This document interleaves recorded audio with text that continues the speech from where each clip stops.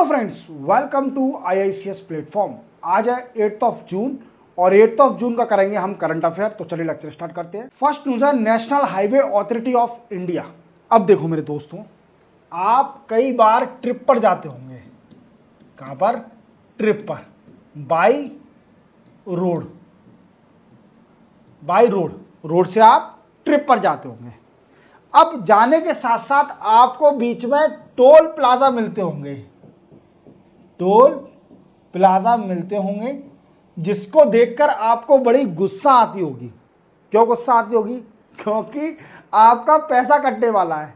देखो, फिर इसके बाद अगर इतनी VIP रोड की सर्विस लोगे तो डेफिनेटली पैसा तो देना पड़ेगा। पैसा तो देना पड़ेगा आपको, पर फ्री मिले वो ज़्यादा अच्छा लगता है कि, और जो पैसा कटता है तो बड़ा दुख होता है। ठीक है, बट ये तो देना पड़ेगा। पर न्यूज़ ये नहीं है, न्यूज़ कुछ और है। न्यूज़ है global navigation satellite system. Satellite system. अब सर ये क्या होता है? देखो, पहले आप समझिए कि जब आप फास्टैग के आने से पहले क्या होता था कि टोल प्लाजा पे आपको पैसा देना पड़ता था। देन आफ्टर आप पास हो पाते थे उस टोल प्लाजा से। क्लियर? गवर्नमेंट ने देखा कि यार बड़ी प्रॉब्लम हो रही है, लोगों को रुकना पड़ रहा है, बहुत देर तक ट्रैफिक हो रहा है और इसका कुछ सॉल्यूशन निकालना पड़ेगा। देन आफ्टर आपको मिला क्या? फास्टैग। क्या मिला? फास्टैग। मीन्स मतलब फ्लो होते जाइए, बिल्कुल आप रुकिए मत, फास्टैग से पैसा कट जाएगा। अब गवर्नमेंट ने देखा कि यार ये भी थोड़ी प्रॉब्लम दे रही है। ये भी क्या प्रॉब्लम दे रही है? लोगों को बड़ी दिक्कत हो रही है। फास्टैग में भी कुछ कुछ टाइम कभी स्कैन नहीं करता, कुछ दिक्कत आती है, तो इसका कुछ और सॉल्यूशन लाया जाए। तो वो लाया global navigation satellite system. Means आपका टोल वो कट हो जाएगा बाय सैटेलाइट। इंडिया प्रोग्रेस कर रहा है। क्या कर रहा है? इंडिया प्रोग्रेस कर रहा है।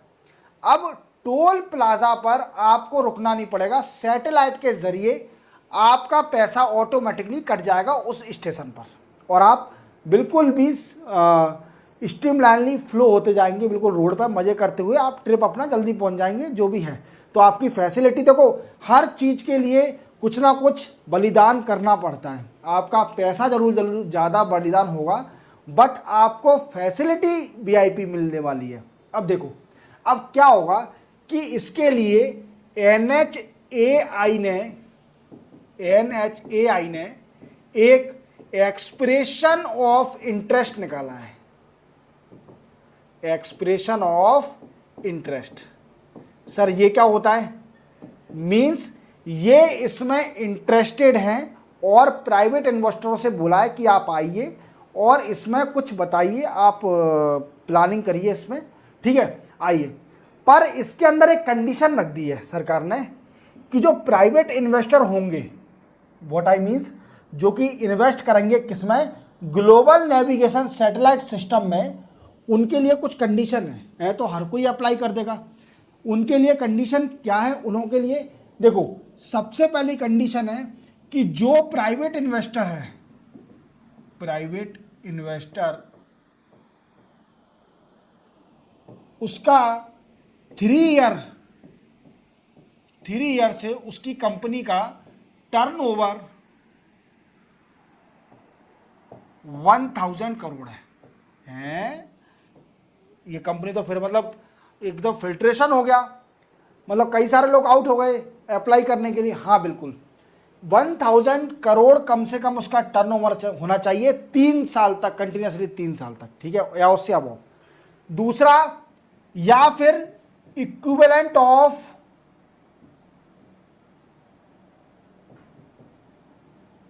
फॉरेन करेंसी, मतलब 1000 करोड़ रुपये या फिर इसके इक्विवेलेंट कुछ भी फॉरेन करेंसी हो 3 साल तक का, या फिर फॉरेन इन्वेस्टर भी आ सकते हैं इन्वेस्ट करने के लिए। देन आफ्टर ये तो हो गया। अब तीसरी कंडीशन लगी है कि उसको 10 साल का 10 ईयर ऑफ एक्सपीरियंस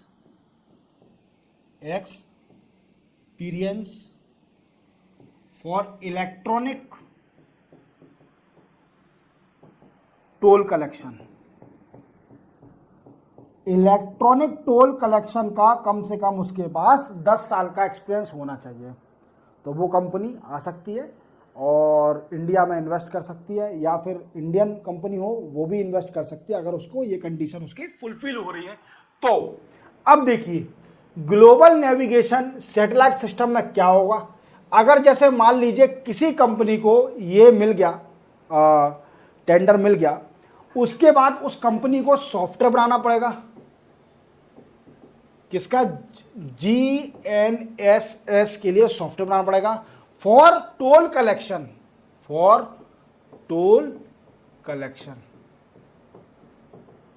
समझ में आ रहे हो। और जियो मैप भी बनाना पड़ेगा। ठीक है, क्लियर हो गया है। ऐसा कुछ अपने इंडिया में नई टेक्नोलॉजी आ रही है, क्योंकि अब आप कई लोग सोच रहे होंगे कि सर जी यार अभी तो फास्टैग लगवाया था, अभी तो फास्टैग टेक्नोलॉजी आई, वो चले जाएगी तो हमारा नुकसान हो जाएगा, फास्टैग के पैसे चले जाएंगे। तो आप डरो नहीं, क्योंकि क्या है कि इसमें जो आधी लाइन होंगी वो फास्टैग की होंगी इन फ्यूचर, और आधी होंगी GNSS global navigation satellite system.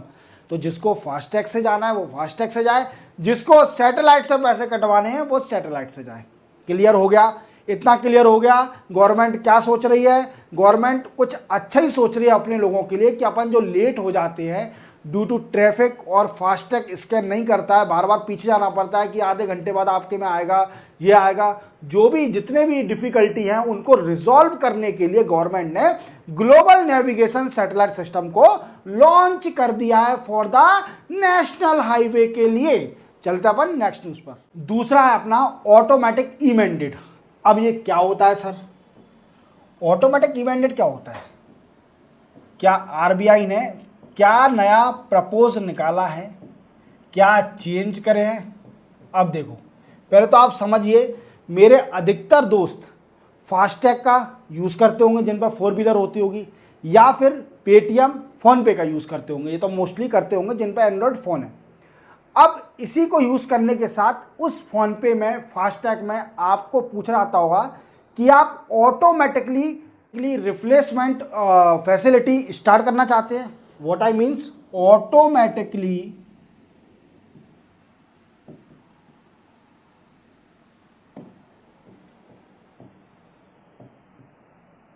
Replacement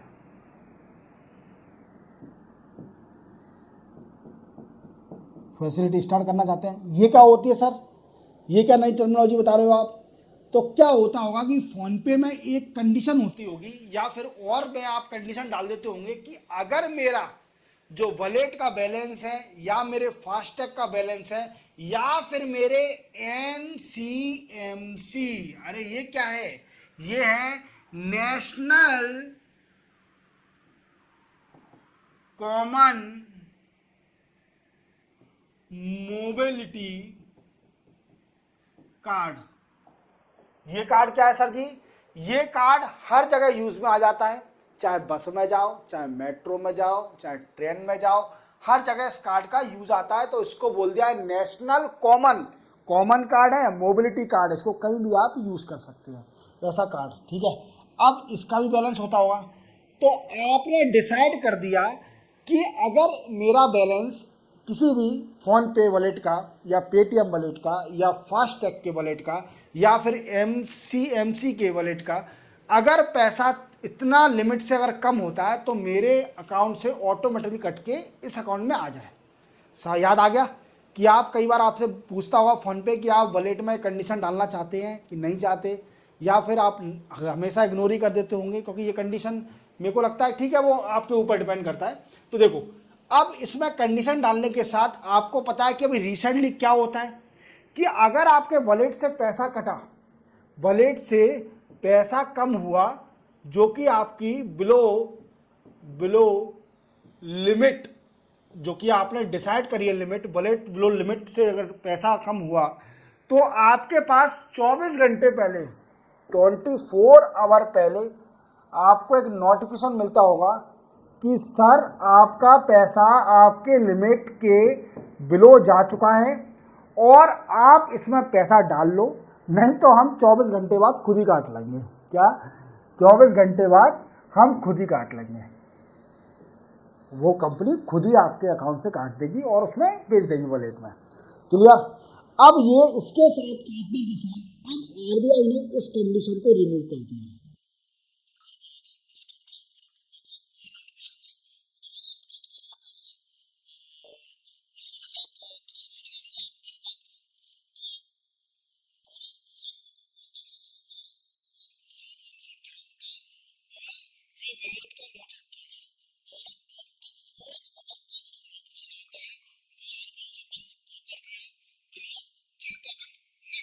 simple news है, ज़्यादा टफ नहीं है। फॉरेक्स रिजर्व देखो, फॉरेक्स रिजर्व, इंडिया की फॉरेक्स रिजर्व की बात करें जाए तो इंडिया का forex reserve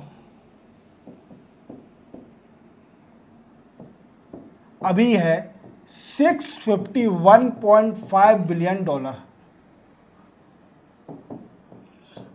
by end of May के एंड तक। $651.5 बिलियन इंडिया का फॉरेक्स रिजर्व है, याद रहेगा आपको। तो मई के एंड तक अपना इंडिया का फॉरेक्स रिजर्व कितना है? I am waiting when India forex reserve is $1 trillion. I am waiting, और जल्दी इंडिया इसको अचीव भी कर लेगी। चलते अपन नेक्स्ट न्यूज पर। नेक्स्ट न्यूज हमारी यूपीएससी स्टूडेंट के लिए बहुत इंपॉर्टेंट है, कॉमकासा। अब क्या होता है कॉमकासा? ये सर क्या होता है? पहले तो अपन इसका फुल फॉर्म जान लेते हैं। इसका फुल फॉर्म होता है कम्युनिकेशन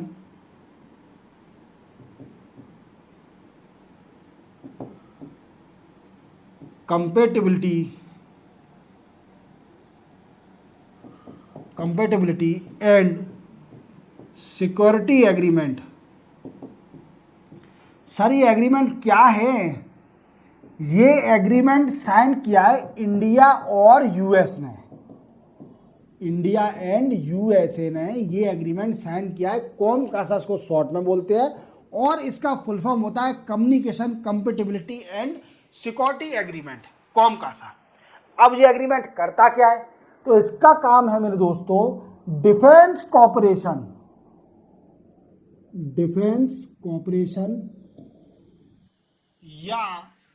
या पार्टनरशिप।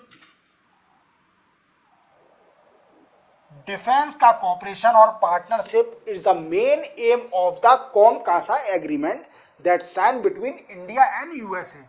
अब ये न्यूज में क्यों है? तो 2024 की फर्स्ट मीटिंग हुई है। फर्स्ट मीटिंग किसकी? Command and control compatibility board.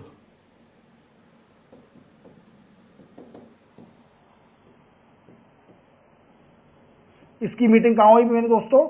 New Delhi के अंदर। न्यू दिल्ली के अंदर इसकी मीटिंग हुई और इसमें डिफेंस से रिलेटेड डिस्कस किया गया। क्या डिस्कस किया गया? डिफेंस से रिलेटेड। तो आप बोल सकते हो command and control and compatibility board की मीटिंग हुई न्यू दिल्ली के अंदर। और ये क्या है कि इंडिया के और यूएसए के बीच में एक एग्रीमेंट साइन हुआ था जिसका नाम है कॉमकासा। और कॉमकासा का फुल फॉर्म होता है communication and compatibility and security agreement, that is the full form of COMCASA. This agreement is related to defence cooperation, okay, and sign between USA and India. तो याद रखना COMCASA क्या है, आपसे कभी पूछा है तो इंडिया और यूएस का एग्रीमेंट साइन किया था फॉर डिफेंस कॉपरेशन। तो चलते अपन नेक्स्ट न्यूज पर। नेक्स्ट न्यूज हमारी मॉनेटरी पॉलिसी कमेटी। अब देखो मैंने आपको प्रीवियस लेक्चर में बताया था कि मॉनेटरी पॉलिसी कमेटी की मीटिंग होने वाली है जो कि 5 जून से लेकर 5 जून टू 7 जून चलेगी। और मैंने आपको पहले भी बता दिया था कि रेपो रेट में कोई चेंज नहीं होना है।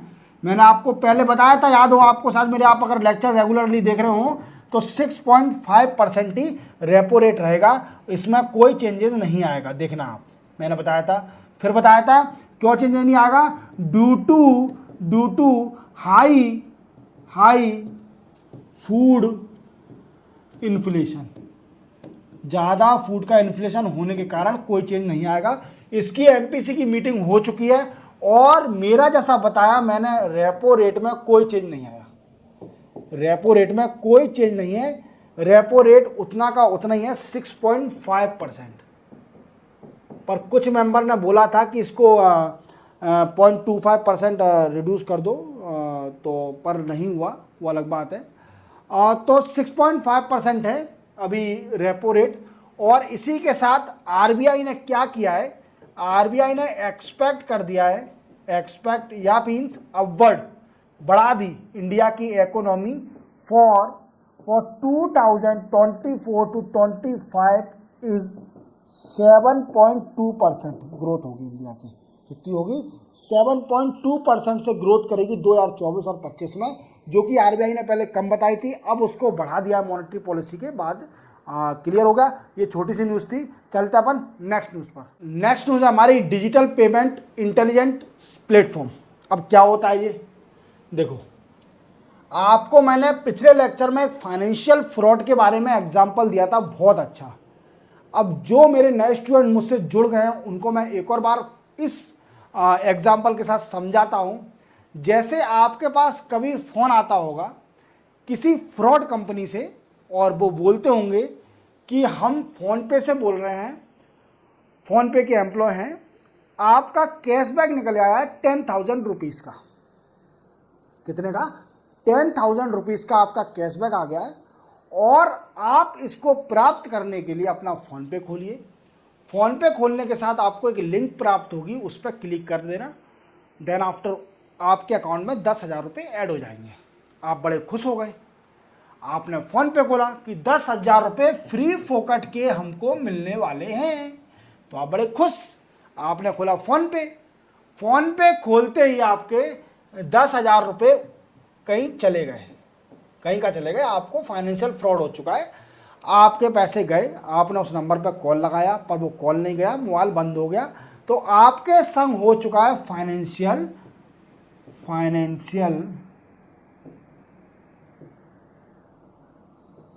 फ्रॉड। क्या हो चुका है? फाइनेंशियल फ्रॉड हो चुका है। समझ में आ गया? अब इसमें फाइनेंशियल फ्रॉड में क्या होगा, देखो आपको मालूम है आरबीआई इसके लिए बहुत स्टाइल ले रही है कि किसी पर्सन के साथ फाइनेंशियल फ्रॉड ना हो, और इसके लिए गवर्नमेंट क्या करेगी, डिजिटल पेमेंट इंटेलिजेंट प्लेटफॉर्म बनाएगी। आरबीआई क्या बनाएगी? Digital payment intelligent platform. अब ये क्या होगा, इससे क्या होगा कि रिड्यूस दी फाइनेंशियल फ्रॉड को रिड्यूस करने का काम करेगी, वीकेंड से खत्म करने का काम करेगी। ओके, फाइनेंशियल फ्रॉड को। इसके लिए उनका सर का नाम है एपी होटा सर है, इन्होंने कमेटी बनाई है। और ये कौन है? ये farmer MD and CEO of national payment corporation of India के एमडी और सीईओ है। क्लियर हो गया? एपी होटा साहब बन गए हैं। ठीक है, अब ये 2 महीने के अंदर, 2 मंथ, विथिन 2 मंथ के अंदर रिपोर्ट देंगे आरबीआई को, और ऐसा कुछ डिजिटल पेमेंट इंटेलिजेंस प्लेटफॉर्म बनेगा जिससे कि फाइनेंशियल फ्रॉड पर रोकथाम होगा। तो आप कमेटी का नाम याद रखना और इस टेक्नोलॉजी को याद रखना, नेशनल पेमेंट इंटेलिजेंस प्लेटफॉर्म। इससे क्या होगा? फाइनेंशियल फ्रॉड को रोकथाम होगी, फाइनेंशियल फ्रॉड पे, और इसके लिए कमेटी बनाई को 2 महीने में रिपोर्ट देगी। पढ़ते उनके क्या रिकमेंडेशन होते हैं एपी होटा साहब के। क्लियर? इसी के साथ 8 जून का करंट अफेयर यहीं कंप्लीट होता है। मिलते हैं हम कल 9 जून के करंट अफेयर के साथ। तब तक के लिए जय हिंद।